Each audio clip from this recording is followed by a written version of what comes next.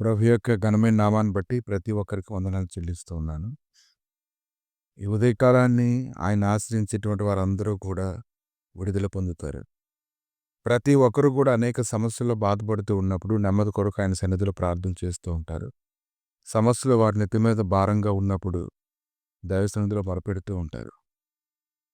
కీర్తన గ్రంథము 22:4 మా పితరులు నీ యందు నమ్మికించిరి, వారిని యందు నమ్మికించగా నీవు వారిని రక్షించితివి. కనుక నమ్మకం అనేది దేన్ని బట్టి ఒక వ్యక్తిని కలుగుతుంది. ఒక వ్యక్తి తనకున్నటువంటి లక్షణాలను బట్టి, గుణాన్ని బట్టి, అతను మాటిచ్చి తప్పనటువంటి స్థితిని బట్టి ఒక వ్యక్తి మీద నమ్మకం కలుగుతూ ఉంటుంది. కనుక దేవుడి యందు మనం నమ్మిక ఉంచడానికి మనకి ఏ విధమైనటువంటి అపనమ్మిక లేకుండా చూసుకోగలగాలి. దేవుడే న్యాయం తీర్చువాడు, దేవుడే కృపనిచ్చేవాడు. ఎవరైతే ఆయనందు నమ్మికించుతారో కదలక నిత్యము నిలుచు సీయోను కొండవలె నుందురు. అంటే ఎంత విశ్వాసం ఉందో చూడండి.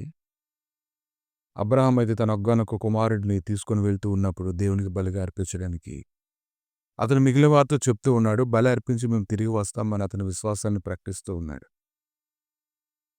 కనుక చాలాసార్లు దేవుడిని పరీక్షించవచ్చు. చాలా విషయాల్లో నీ నమ్మకం ఎంతవరకు ఉందో, నీ నమ్మకత్వం ఎంతవరకు కొనసాగించగలవు. చాలామంది దేవుడి యందు విశ్వాసం ఉంచలేరు. ఆయన దయచేసిన రక్షణ యందు కూడా నమ్మిక ఉంచలేరు. ఎందుకంటే వ్యక్తిగతంగా అంటూ గడపకపోవడం వల్ల వారు విడుదల పొందలేనటువంటి పరిస్థితిలో ఉన్నారు. అప్పటికప్పుడు నమ్మిక కలిగినట్లుగా ఉంటుంది కానీ పరిస్థితి అధికమైనప్పుడు వారిలో వేరు లోతుగా లేనందున బలహీన పడిపోతూ ఉంటారు. విలాపవాక్యాలు 3:24 యెహోవా నా భాగమని నేను అనుకొనుచున్నాను, ఆయనందు నేను నమ్మికించుకొనుచున్నాను. దేవా నీ యందు నమ్మికించున్నాను, నీవే నా దేవుడివని నేను అనుకొనుచున్నాను. కనుక ఎంతో కొంత ఒక వ్యక్తి గురించి తెలిసినప్పుడు ఆ వ్యక్తి గురించి మనకి నమ్మిక కలుగుతూ ఉంటుంది. ఆ వ్యక్తితో మనం గడపడాన్ని బట్టి మనం తెలుసుకోగలుగుతాం. దేవుడితో అనుదినము నువ్వు ఆయన గడిపినట్లయితే అది నీకెంతో మేలు కదా. దుష్టుల ఆలోచన చొప్పున నడవక, పాపుల మార్గం నిలవక, అపహాసకులు కూర్చుండే చోట్ల కూర్చుండక, యెహోవా ధర్మశాస్త్రం నందు ఆనందించు, దివారాత్రులు దాన్ని ధ్యానించేవాడు ధన్యుడు. వాడిలో ఖచ్చితంగా నమ్మిక కలుగుతుంది. అతడు ఏ కాలంలో ఉన్నప్పటికీ కూడా అతడు ఫలించేటువంటి స్థితిలో ఉంటాడని ప్రభు మాట్లాడుతూ ఉన్నారు.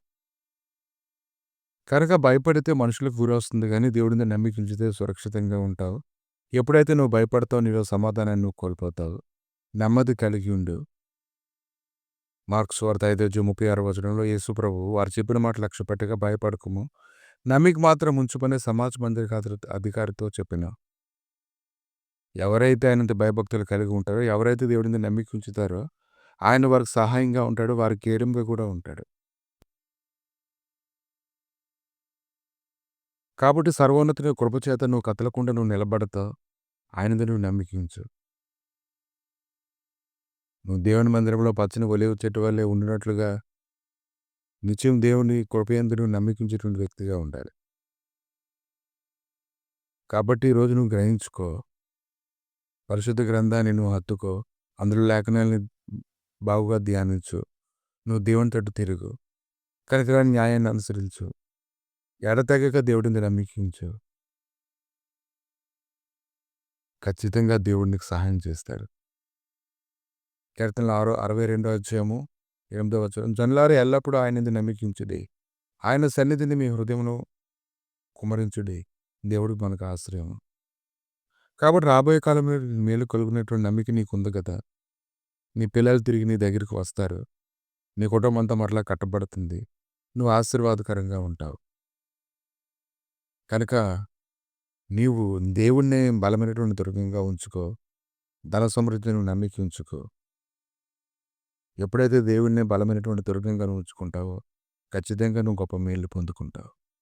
ప్రభువా ఈ ఉదయకాలాన్ని తండ్రి ఇదిగో నాయన నెమ్మదిని అనుభవించుటకు తండ్రి నీ యందు నమ్మిక ఉంచడానికి సహాయం దయచేయండి. నీ లేఖనాలే మాలో నమ్మిక పుట్టిస్తాయి కనుక ఆ లేఖనాలు లోతుగా ధ్యానించడం ద్వారా మాత్రమే ప్రభా మేము నెమ్మదిని విడుదల పొందుకుంటాం కనుక ప్రభా దాన్ని ధ్యానించడానికి కృప దయచేసి ప్రత్యేకమైనటువంటి సమయం అనుగ్రహించి నీలో బలం పొందినట్టుగా సహాయం అనుగ్రహించమని యేసుక్రీస్తు నామములో అడిగి వేడుకుంటున్నాము తండ్రి. ఆమేన్.